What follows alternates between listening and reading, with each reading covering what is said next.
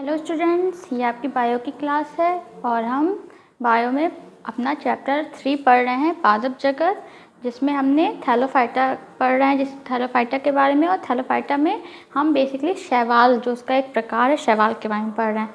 तो शैवाल मैंने आपको कल ही बताया था कि 3 प्रकार के होते हैं, क्लोरोफाइसी, फियोफाइसी और रोटोफाइसी। तो क्लोरोफाइसी हम कवर कर चुके हैं। अब हम नेक्स्ट पढ़ने वाले हैं फियोफाइसी।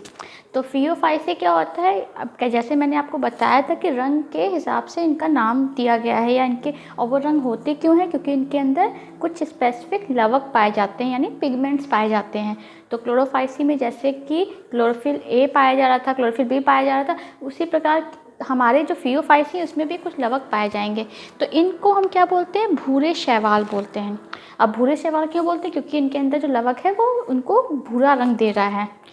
समुद्री आवास में पाए जाते हैं और इनका ये कहाँ पाए जाएंगे? आपको ये मोस्टली समुद्र में पाए जाते हैं।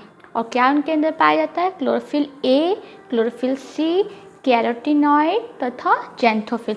तो ये हमारे कुछ ऐसे पिगमेंट्स हैं, लवक हैं, जो इसके अंदर पाए जाते हैं।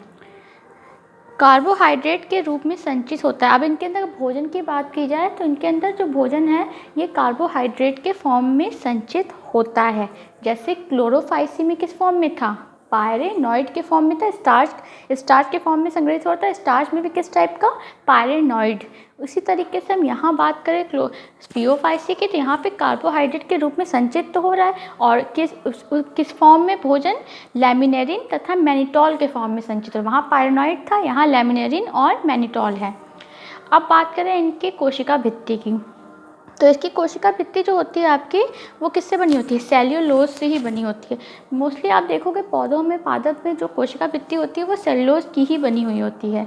लेकिन खास बात इसकी क्या है कि जो इस कोशिका भित्ति के बाहर साइड में एल्जिन नाम का एक पदार्थ होता है, वो उसको कवर किया होता है। और एल्जिन से हम क्या, एल्जिन से बनाते हैं जिलेटिन।